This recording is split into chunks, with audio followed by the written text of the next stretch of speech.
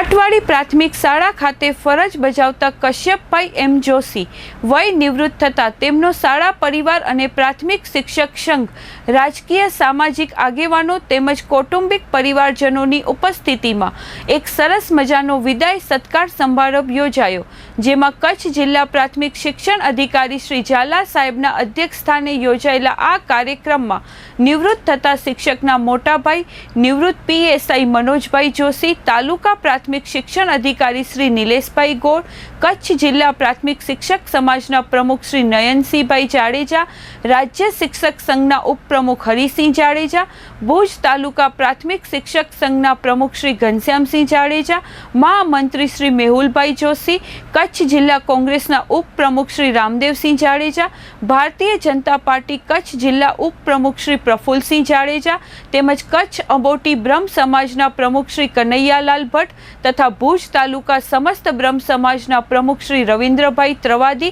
મંચસ્થ રહ્યા હતા। મહેમાનોના હસ્તે દીપ પ્રાગટ્ય બાદ શાળાના શિક્ષિકા બેન શ્રી ધાત્રીબેને પ્રાર્થના રજૂ કરી હતી। ત્યારબાદ સંચાલક બેન શ્રી હેતલબેન મહેતાએ વિદાય લેતા શિક્ષક શ્રી કશ્યપભાઈની જીવન ગાથા રજૂ કરી હતી। ત્યારબાદ શાળા પરિવાર દ્વારા તેમને ફૂલહાર પહેરાવી શાલ ઓઢાડી મોમેન્ટો આપી તેમનો સત્કાર કરાયો હતો।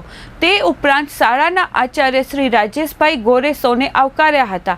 આ પ્રસંગે બહોળી સંખ્યામાં તેમના મિત્ર વર્તુળ, તેમના ગામના આગેવાનો, શિક્ષક વર્તુળના આગેવાનો, શિક્ષક મિત્રો, રાજકીય આગેવાનો, સામાજિક આગેવાનો જોડાયા હતા। મોટી સંખ્યામાં ઉપસ્થિત સૌ આમંત્રિતોએ કશ્યપભાઈ જોશીનો વિવિધ રીતે સત્કાર કરી પોતાની ભાવના પ્રગટ કરી હતી। પાઘડી પહેરાવી, તલવાર અર્પણ કરી વિવિધ ભેટ સોગાદો આપી હતી। આ પ્રસંગે નયનશ્રી જાડેજાએ કશ્યપભાઈને 40 વર્ષની ફરજ નિષ્ઠા અને બિરદાવી હતી। શિક્ષણ ક્ષેત્રે તેમણે આપેલા યોગદાનની સરાહના કરી હતી।